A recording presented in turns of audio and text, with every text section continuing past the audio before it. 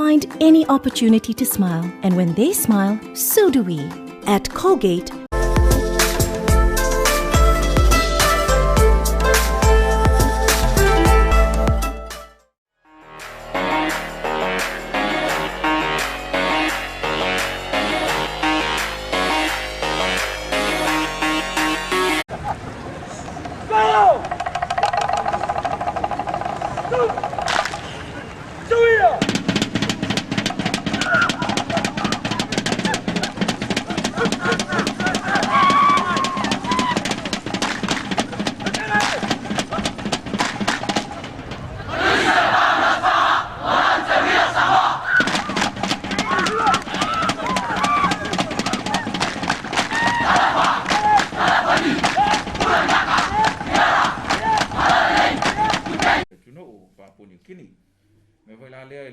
mai Samoa ia e whatau pe uia o lea maru tātou pui puinga ia e wha moe tele i pa i o le tunu e soso ni mai ia ina ia tātou whaau au pea ia le maru o tātou pui puinga ia i le whaafonga o le wha ngā solo mātu lisi pia na wha mautu mani ni au tātou frontliners e tele lava ia wha matalanga o whea vea i le tui nei peita i ane o le risk letter mai avato afa for 0.5 in 200,000 people.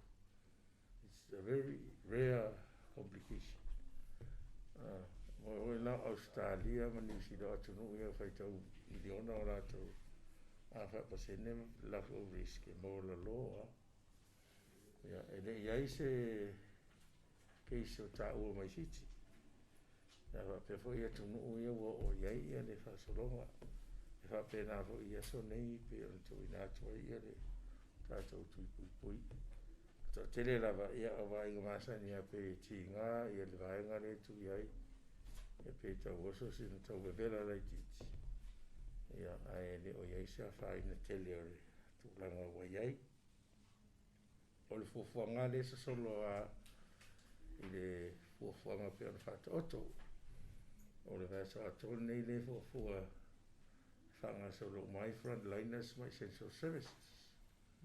Le la vea i fo i ma leo o le vaenga le suavai i o le vaenga le tise. Ia aia o tauro o toi o umal vaenga i o malai varele ma uaf i e tauro mai a tatou varele. O le vaia sa fau le fa ma salo le i o vaso nei. Wa all vaenga e amata na tui frontliners o savai.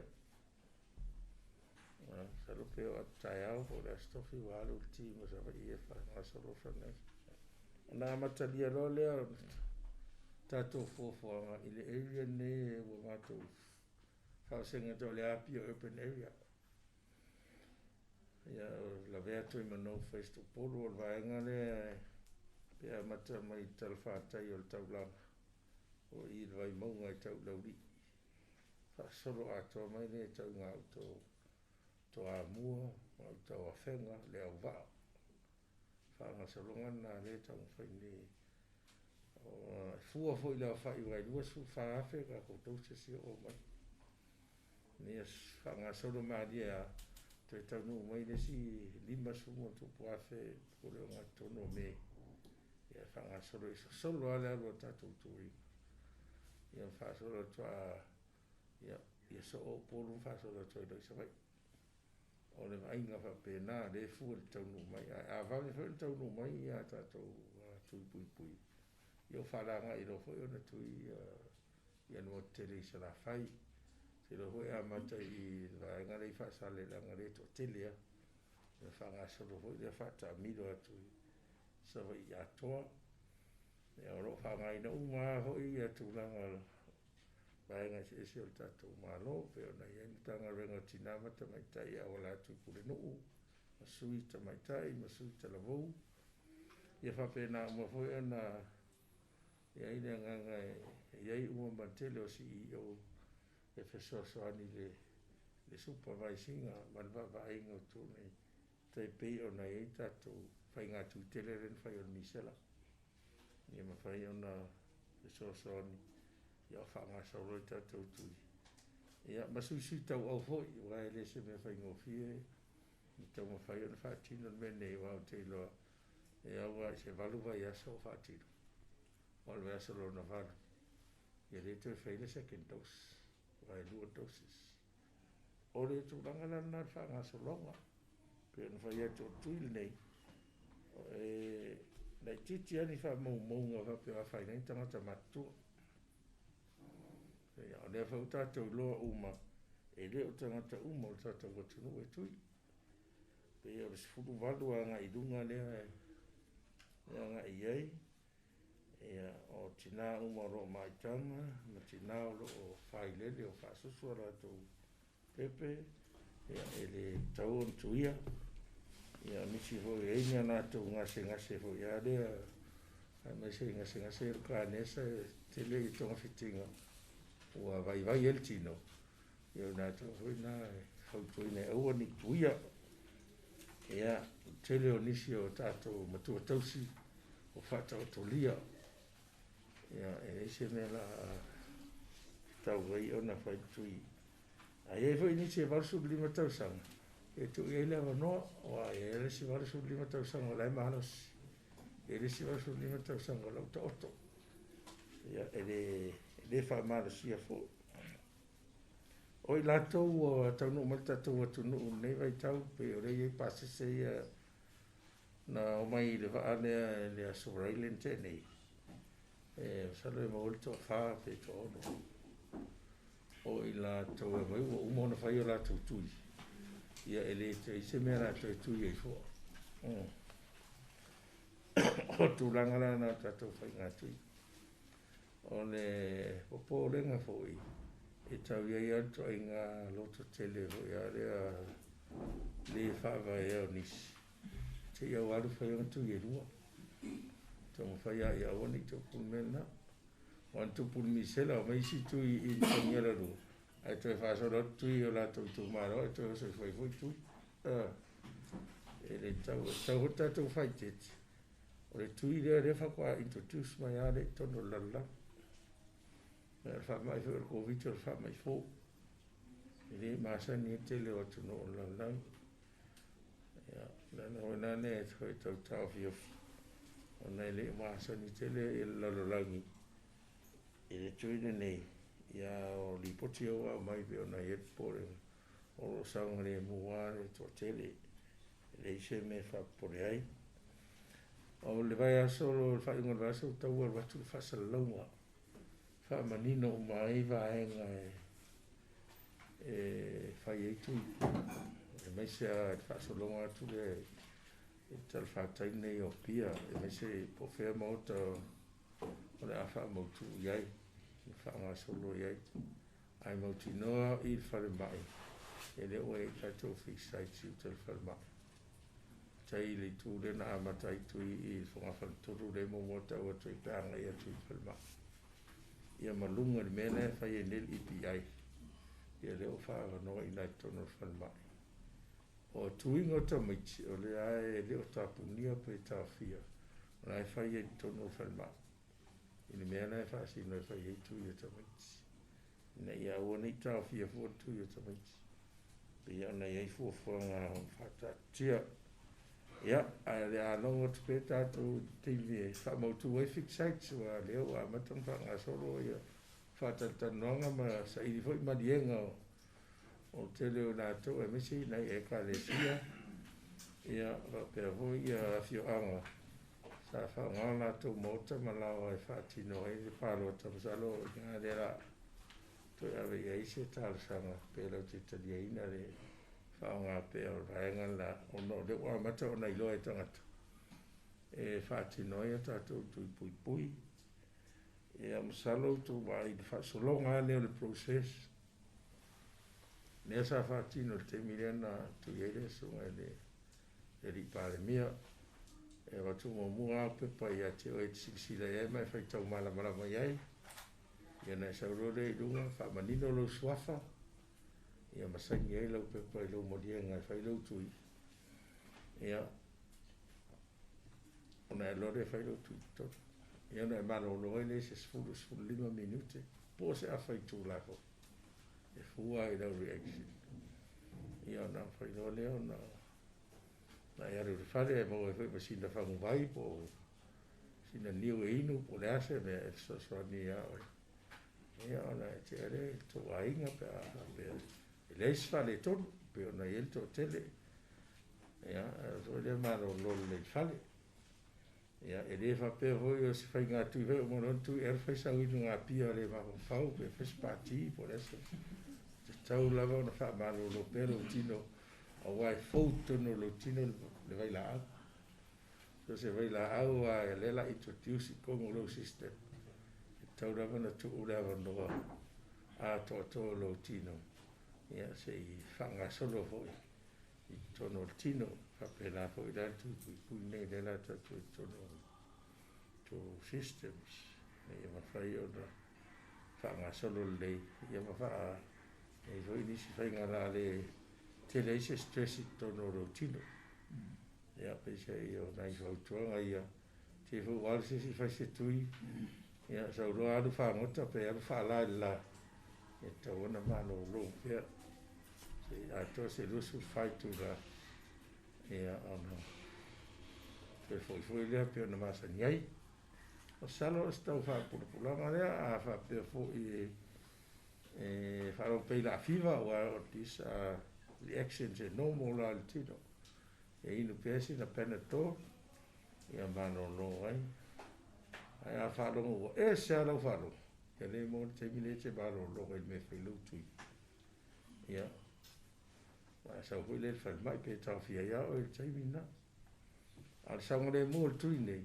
Le ua mata na whai no meo drive through. Pe to wai toi New Zealand. E fai Amerika Samoa, e te e tuai lau ta vale, e sau ta mai ta i vaccinita po oile e tu i eilau tau au, ia e whai lau tui, i au mai alu whai. Oi nae e tau mai e sefe al tatou tu. Ia, o sira whaamtalanga rea. E soani tatou atunu u nei tu rā. Ia, after tu lausa. Wha mai siu tātou tunu o wha menina mai fwoi. E manatu e fwoi o stasio o mta upu tā ua e pe fwoi n taun fwoi ato nei mare li fwo mai. Ia msalopo ua savali loma sina o wha tino bele e re ngata tautalanga i le tātou mawhitanga mara ingi wha saralau. Wha pe fwoi ala atau televise ma ala leo le tio. Ia olo o tuu i nātou i pia nei wha Paul Kalame wha lau i lo. Ia ina i lava wha mai man sira fia siu tātou tunu o wha amtalanga tā ua uma. Ia ai le i o atu tātou tuinga mō le whasapolia ia o nuunga la whanga uma i Samoa nei. La whautu e la in whasalalau. Ia e ni vaenga e fia fisiringi ai tūlanga i tātou Paul Kalame o tuinga. Ia me se fo ni vaenga e anga i ai. Wha mai siu tātou tunu.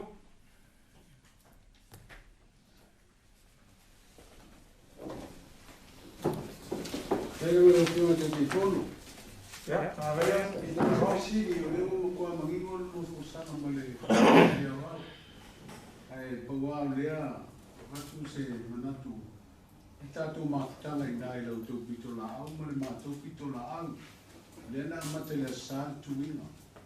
Ai lalu nalfa no matu hui unang safa peta tu kenal berfatas. Dia tatu au safai ma tatu filo inga fai.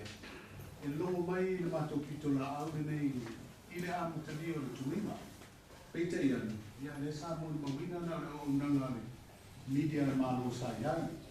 Ai o le forsanga ia le ufio le te fono man fatu msilia wa. Lea manino. Ai o la nga ise leo nei tula ia.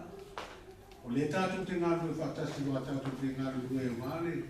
Longo ina o tatu o tunu i tau whainga o le tuinga mputu o le tunu. Ia pisa mātou atu le sa. Ia pe ua vase mātou le sa. E whapena na o le tausi le sa o mātou le o atu ai.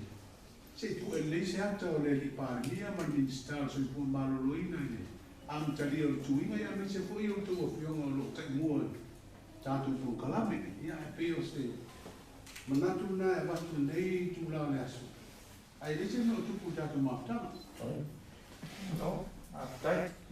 Ja, ta ua wa te loa se siri fuki le sa siri mai ia te au nei a stasio o tātou sui ni spepa nafi ma o tau wha maamala mātu ia le whaatinonga ngā luenga le sa whaatino le sa o le nganga fuki le sa whaatino ai ia ona o tūlanga sa whaatino ai le au uli rasu sa ia ma le tūlanga pungo mo o le tūlanga sa iai le whaatinonga o ngā luenga i le potu sa whaatino ai ia sa iai le o le manatu ia te au nei ma le li fo mai ia o le whaatino e le tātou coordinator o le tātou media ia pe ona iai fo i le sui o le tātou savali ina ia pue ma whailo atu i le tātou ainga e pei fo o le te leonisi mea e tātou te ngā lue ai e pei a fo i ona watu sa mātou whaamtalanga o le ngā luenga le tātou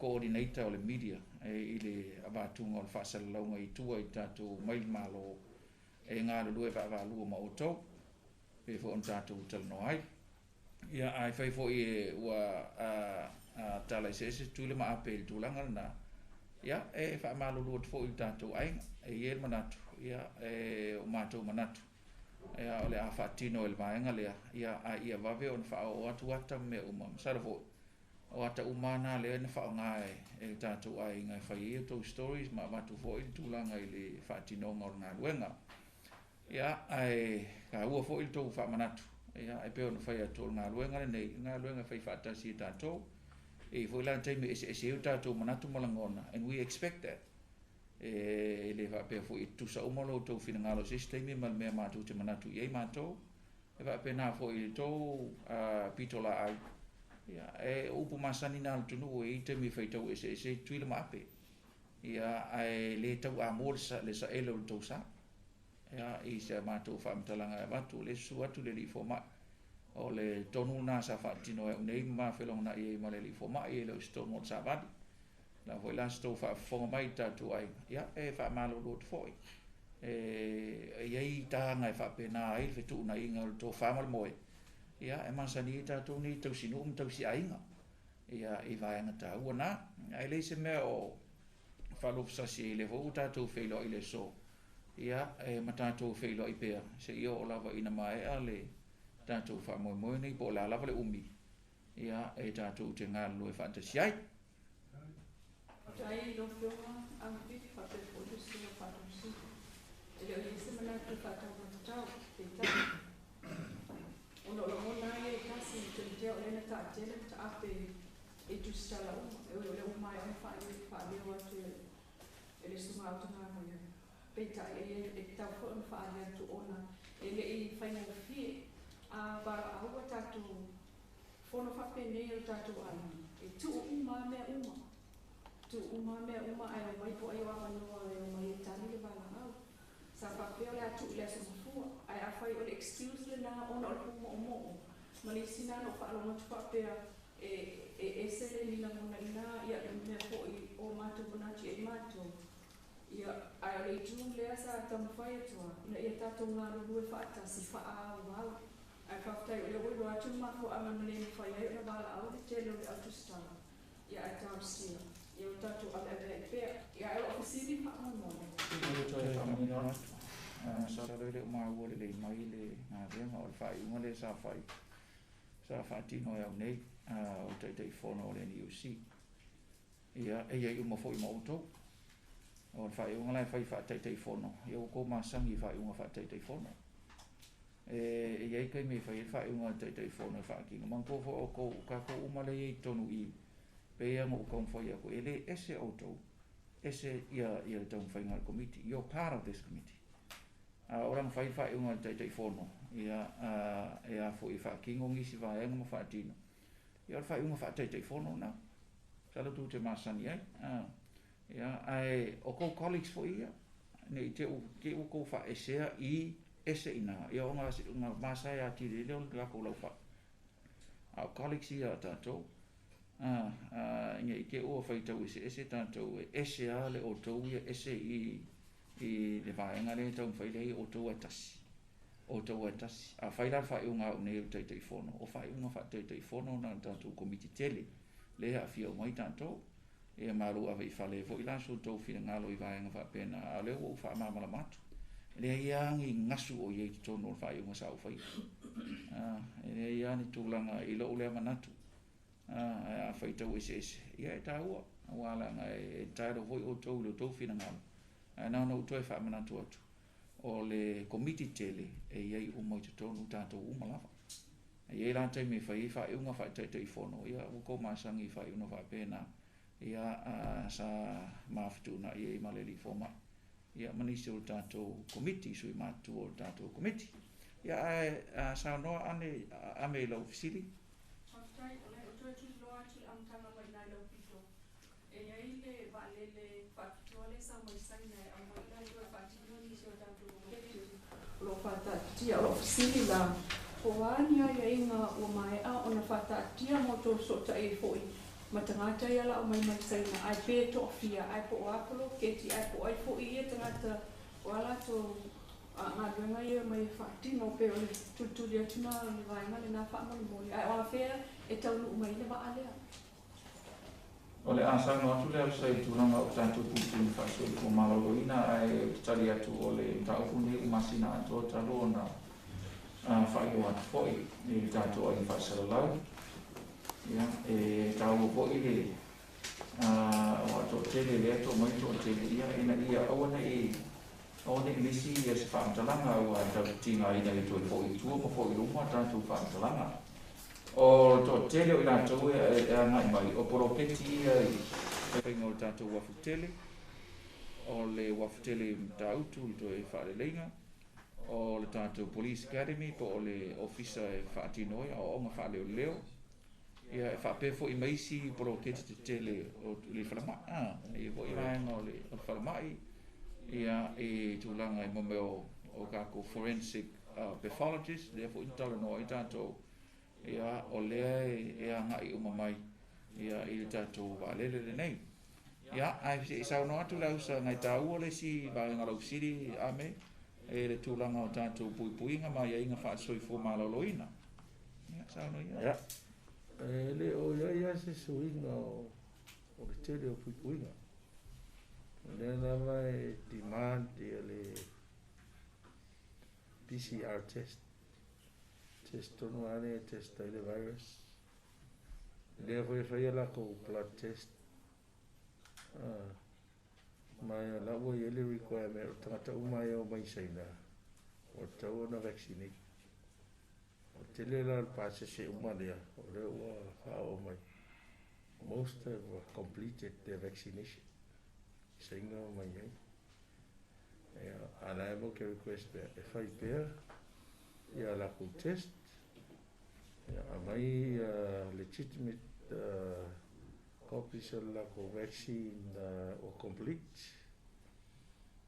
Ma fa la ko blood serology test. Ko reconfirm mai o lawa immune I le vaccine ia lenga na ko kui e quarantine hoi ka mo mai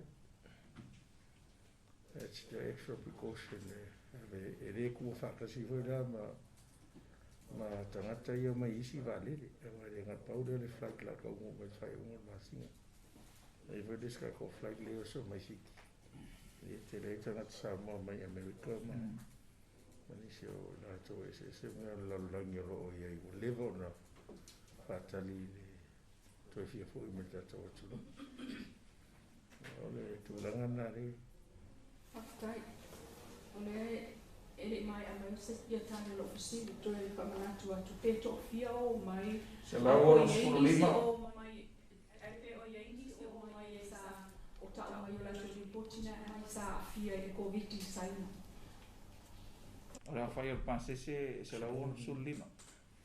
Tau no umai la so los fluivo aprila. Sa no viene.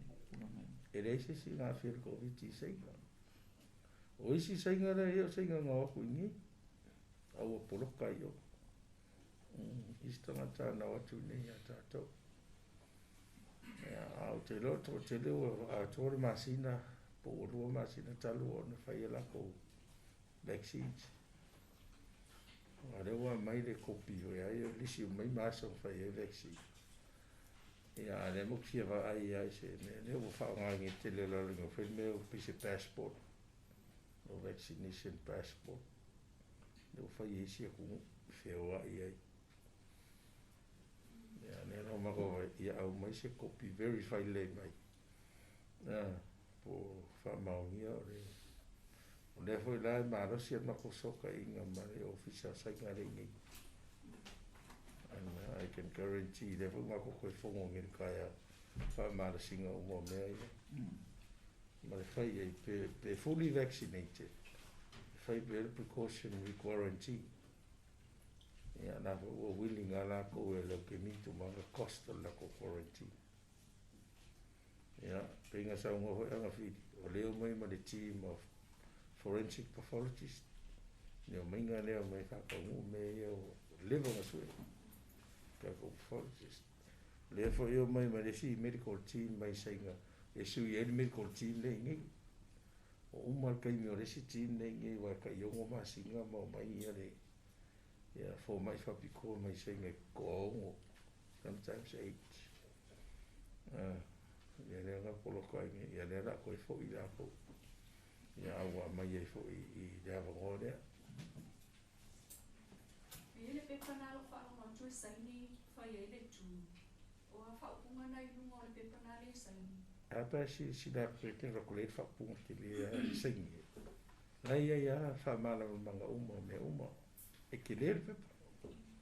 Ai te fai tau mala mala mai ai. Ai dai mo ma fa sala ku. Fia fai sa pepa ki fai tau mala mala mai ai. Na fia nga fa mo le te phone mo. La son na fine na sa we lo we le positive case e tasio. O le ke lo a mo lo le ka historical case. Mo lo ko pui la ka pui na ko mai fia inga le fa ma ma. O ise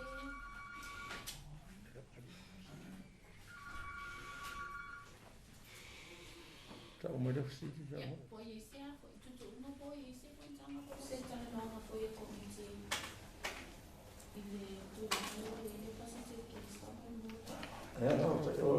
O le matau fai tau atu le se tutuila.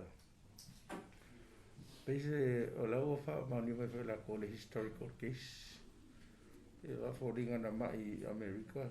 Whai mo fo ianga test e negative. Whai me tolu an test whai ai le sau.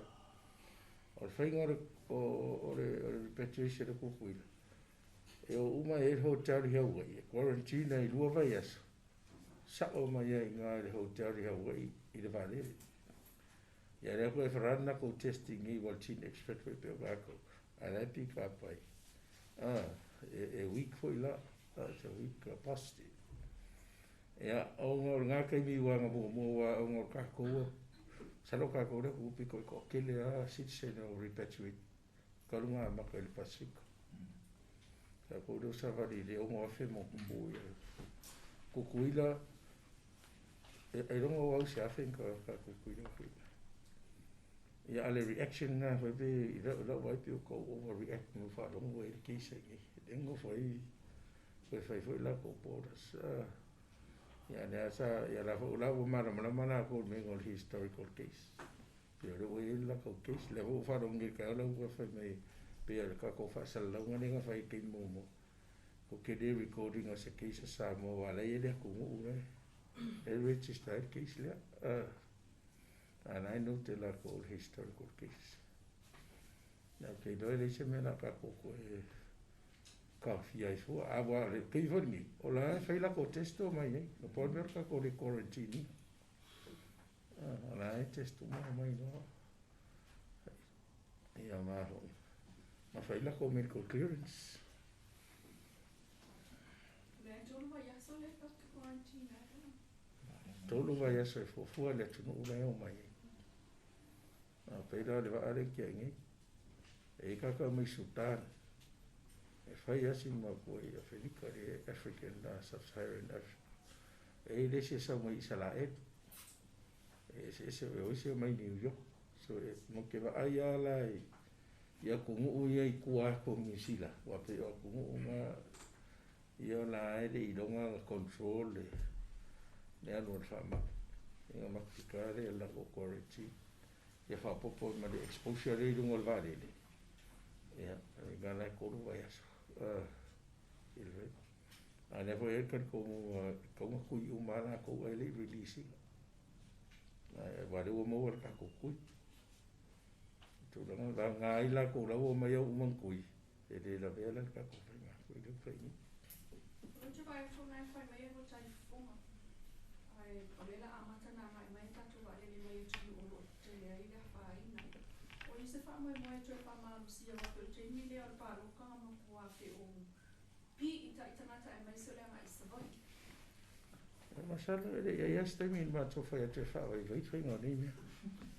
Ja, sa alwatu e ka ko e fulu mali ma fai ta di fonga ia tato vai vere ia io non vai o tato tu no ele ia sta to kis io e mane confidence au te lo te mi fantani te mi to no ma va ora ko lockdown fiti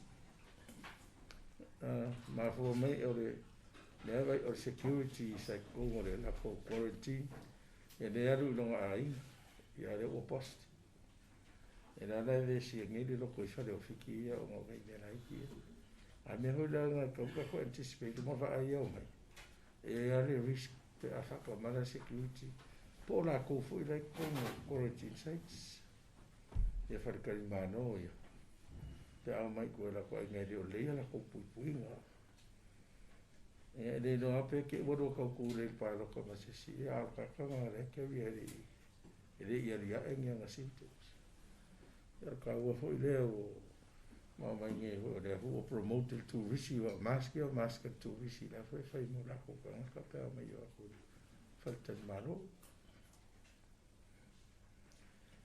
ko fa popa ko la e fa fo mai si o tanto tu ka o ke le sili na o mai ma se si fa tu ko manatu pe ona fai atu le fai ngo fiel tala no atu tu o tali fonga nei wai e pe te tau mole ai ia e se tau wai e koi fai ko al manatu ne tatu komit o se o ta u mo tatu fa na me se ila to e la fa u le ia le lo mana io se tatu tu no fa ma sani ia wai ka ko ke le lo ni si fa mai te le fa pe nei tuku le ia o me fa pe nei fa fo e no mola tu sa pe le fa ma e fe wa ia to te lo tanga mala tu tali fonga nei e tu te fitau I fa lo lo ai le pe le mo le nei Samoa ai e pe o se to tu o lalo le tanto committee on sa ile tu no wa lo tu si la mai ia o me nei sa su ia nei ma fa ngale I e fo le su ia e a fo lo na winga fe ngo fie o fa tino la mai Samoa lo ma tu le dan su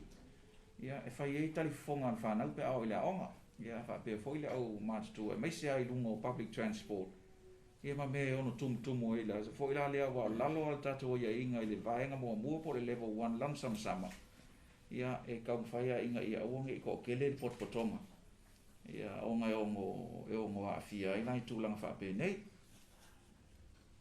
ia pe ni si vaenga mo muli to fia sa no ai tatu ainga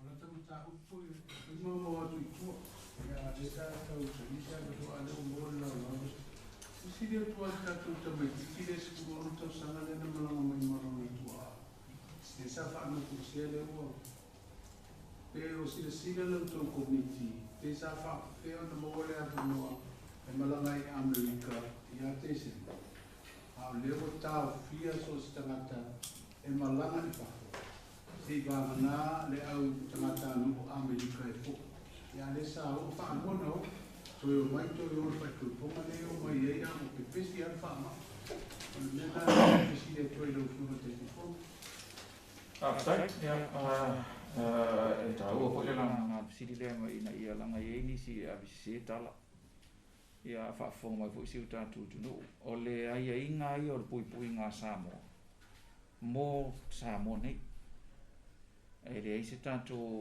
ele se upu fa tama se upu fa faingo fi e tanto te le ai na fua ia inga a isi tu no matanga tanu o isi tu no La o vatua fa tai tai nga a fai e so tus for lau New Zealand. Po so tus for lau Amerika, po so tus for lau Australia. Ele o va ia e tatou komiti lo walu I fafo. O fa ta o le o fa fonga mai. Na o ilatou o lai fafo o mai. Ai mai la mo ni fa mo mo po ona fa tu le ai la ele kau mai sa. Na o e te no fo nei. Ai fa pe o le te citizen New Zealand. Ai e a fo o alu I New Zealand. I tūlanga wha pēnā. Me se alai I vaenga I le tau fia tai pe o le whaatinonga o ni siaki wha mai vaenga wha pēnā. O ele o tau fia o tātou komiti langa iei ai a te tau I lalo o iei ngā wha immigration. Ele mwhai on tātou tau fia stangata iso nā ia e alo I whafo. Pe a whai o lai mwhai o nā alo I whafo I lona tus folau po se tus folau New Zealand. E whasa I lalo tūra whono. E makua tapua. E wa ngala o tātou nei o tus folau Samoa. O lai whai mai New Zealand. E re mwhai ngā wakulanga e re mwhai whakanga New Zealand. O ngā le mwhai rea. Ngai tā ua le wha manino le wala lea. O immigration laws la e mawhai e ona whenga soa. Le alala le mwhai tātou malanga I taimi nei tātou Samoan citizens with the Samoan passport only. O ngai leo mawhai o whakanga mai Australia tātou. E ka koke ako. Leo whakanga mai New Zealand tātou te atu. Nā o tangata no o New Zealand. Lai whakanga ngā atu. Ia se vanga nā I la tātou mai.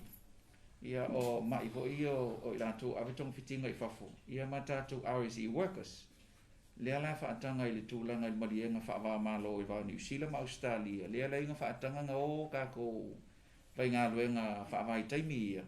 E whaonga I alo passport Samoa. Olo manatu ho ile le te alu I whafo te asiasi. Ia pe ke alu I whafo I nisi whaamoe e se atunga I lo le mai mea whaapena.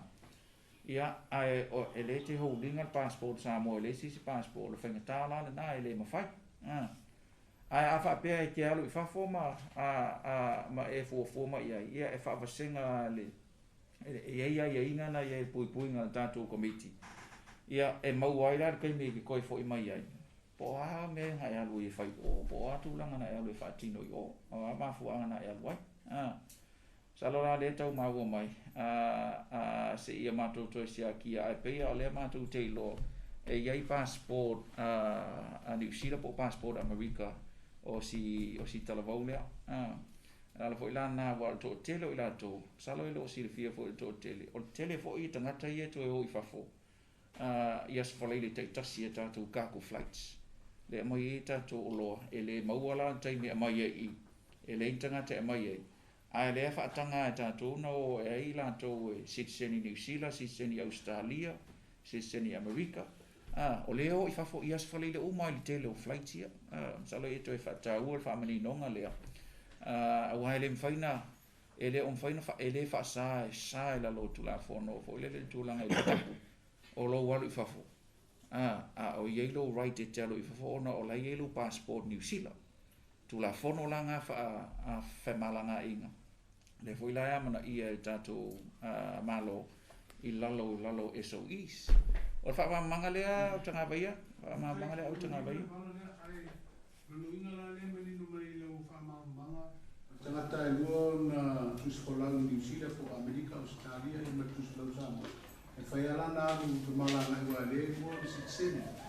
Ai fa fetu langa I le mafu anga e le malanga pe fa pe o le no fo mau nei. E malanga si ma wa le ma wantu se ba na tu langa si ma pe al fete sia. Ia wa le na ya no wa tangata le lua tuskolau. Ia doa ia I o tafao ia po se uma se tu ma sina tu sa ia faiana ta o ia ma e fa pena ilo masa I fa maulino no faiana algo le no fo ma nei fa mo Tau e ia requirements e tai pera o medical checks. Au to tele o lanto ia I o lanto citizen New Zealand. Ma Australia ia e no fo nei ai faira tu siaki na New Zealand ma Australia e ono fa umi lua tolu fa ma sina fua ile. Ele umi e ia la ia inga na ua ia. Sa ua le vana ia. A fa pe ta pena lo. Not necessarily ave o ila lo por kalamer malo fo ile ta ole Samoa Medical Treatment Scheme po SMTS. e ui uma mai mea I le whaatonu sili. Ia, o ngā sila fia le whaatonu sili, wana na alu ia seve I whafo, olo o alu e whaatino lo na siaka. Te le fo I atau sanga e mai a mātou. Mau ke fio se I asi ai, mau ke fio o le mātou upule ai, e le o encouraging a tātou committee. Ia ngi ko inga wha moi papu e o I whafo o wala o ai inga la nei. A whai la te alu I lo tusfolau New Zealand. Wa fo il ko kele fo I le inga la ko kusfolau Samoa. Ai ai te tonu e kusa ai ma whaasino manga o tula fono o whemalanga inga poli immigration. A stamp I ko komo me ta o le exempt stamp. O le exempt stamp e kere mo umi ai la e tau mai ai o oil citizen Samoa. Kusa pek wherua I passport America. Pol passport New Zealand, pol passport Australia. E iai lo tonu le exempt stamp. O le whaatananga na whaatula fono I malo Samoa, tusai mai inga o tula fono o whemalanga inga. E mwhai ona e sau I nei I Samoa, o le Samoa, pe awa aila I tono si teni na. A iai la pui ngala I tono tato SOE requirements. E a fo e ono liable ai oe I se whaasalanga pe a whaamaunia. Lo alu I whafo I tusfolau New Zealand. A e koe fo I mai kongo kusfolau Samoa. E salan mena I lalo le SOE. E ilo le leila. I lalo I vaenga na. Ma whaanga ai tātou frontline officers o le immigration. E lau ke tracking a movements nei le tūlanga whapena. Ia o ngali poki fo ile I a Commissioner Kyle. E lau ke whaira su enga o vaenga te tasi ia. Vaenga la na tanga vaia. Pia ko le sala nai nai. O le sala lai e taime le nei I vaenga suru lima o le tula fono.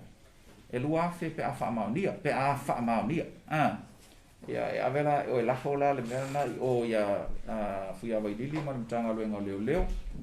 Ia e whakingo I la kousu suenga pe saonga. Solid kula fongo pe saonga. I vaenga o ngā. Ia o ngā isu eile la tō le sala na. I lalo le vaenga sulu lima o tātou tula fono mo puipuinga. Ya masalo la ko ina mo si mo dia o pela ko fala o pela ko ni po ya sama no mulher sua de ossa auxílio para de vaccination na farmácia do isso é um forma vaccine aí no moia le filme para minha isso foi que é o prime minister aí ele falou o governo ali papel cosima nurse the frontliners isso é uma forma de Ai na fo ele fai go fi ka e kui mo like everyone else this is a new drug sa fai fo ma ale aisis ninguém kui mo ya wala ko sa fo ngai kui mo o pe wa re ese ne se o foi kui mo ya pe yan o ala wa kul pare mie por el que me ama ka o le ko ngo man miska ka mo do nei de ai si di ro ko yo ka yo le ko and take the lead by example al ma fo ala ya ai mai e le o fa ka mo alo kai ele me ka mo fa ye le tu e le la fa ye e le la se si kui mo ta fai uma o ila ma ko precautions ma me o ma ngi ke o ya se me se ku me mo fa pega so after the prime minister and then the minister so po wa ngari ma fo o la wo fo ma ya si de va ku ya yo tai ta me tu no ya enga kai ya me ne ide ya o ngai no opposition kai ya ngaro so anga de ku ya la de afuma familia ele ko foi a de malora fuma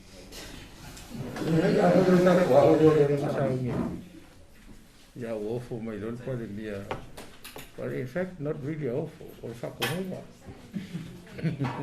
o fa to nunga mai o ku mo ya awful ro ile man mi sky ku ni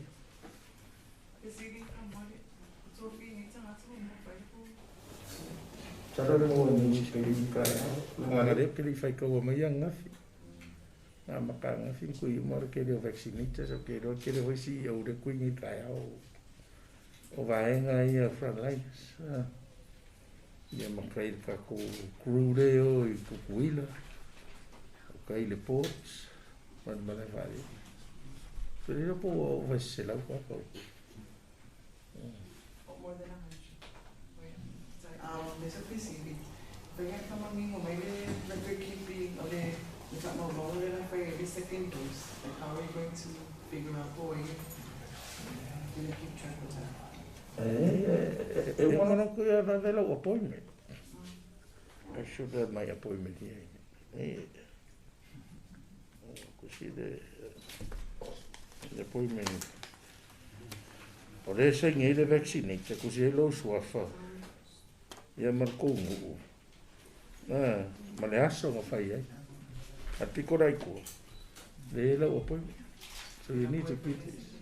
Caminare che sa voi lo fai lo dos. Kako process. Wala si information po ng moment malo. So yeah, you know kung kapag so dahil sa launch vaccine kapag pagkali po sinado ya so. But it hasn't been 2 weeks. But like say information po ng moment malo. May mali aso na makayo vaccinations. I think that's how I'm going to vaccine 3 to 5 days. Mako kapena. But mako monitoring our situation in Australia. But a lot of information over my mako reviewing for Australia, ma America, plus WHO. So we were confident. We need to roll this out. We were also conscious of the expiry date of the vaccine, which is the end of May. So we're going to roll out 24,000 doses at it. It's about forensic pathologists. You go on forensic pathologists in from China. Are they volunteering or they volunteer for like a whole month? Allah ko for us, I get my forensic pathologist. And AC ko you know forensic pathologist. Uma facility au ko fa por au sili mo. Ya ore ngo sai. Ene mai ngo pronounce o ore ngo sai.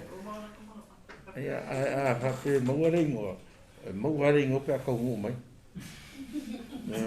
You know, it can change. The pathologist you see that. Ma le si la fia.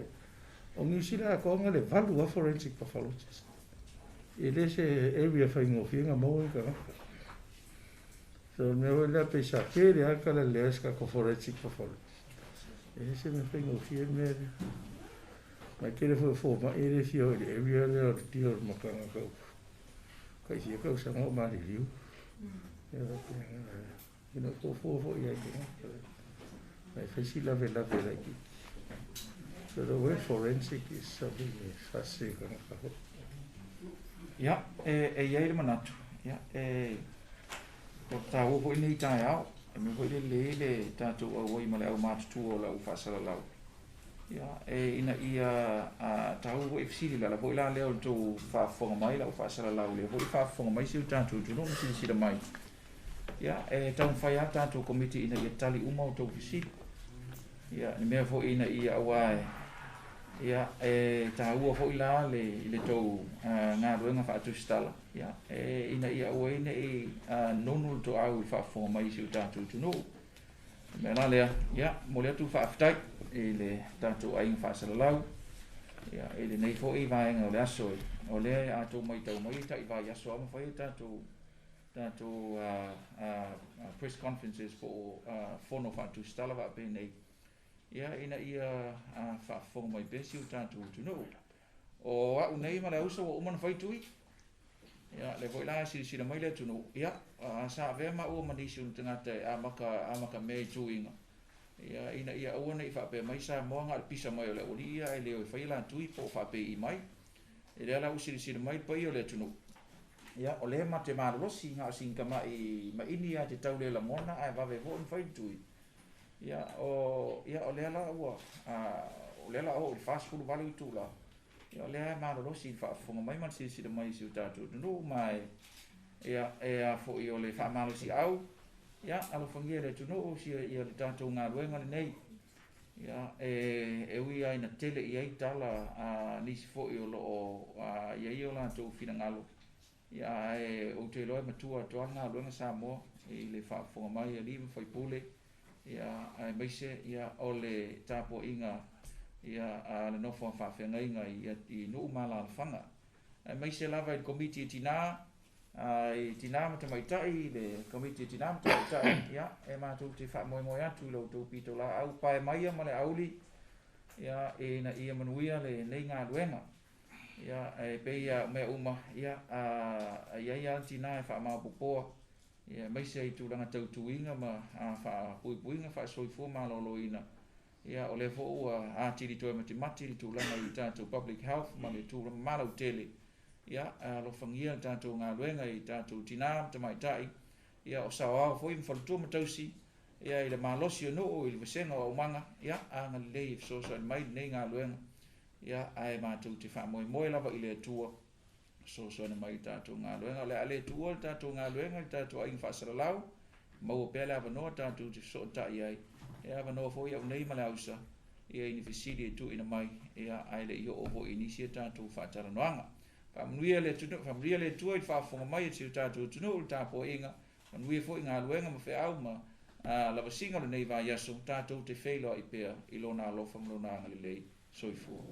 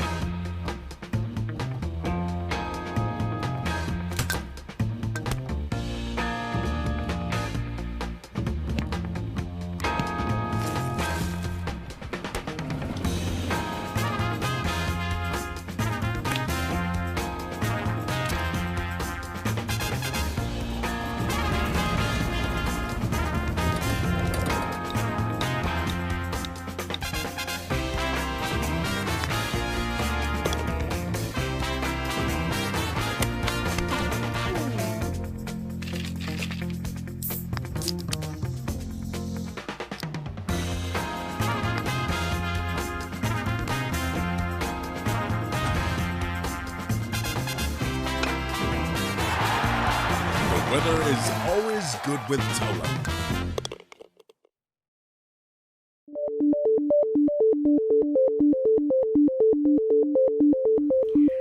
Swire Shipping, servicing Samoa for over 50 years, enriching lives and connecting Samoa to the world.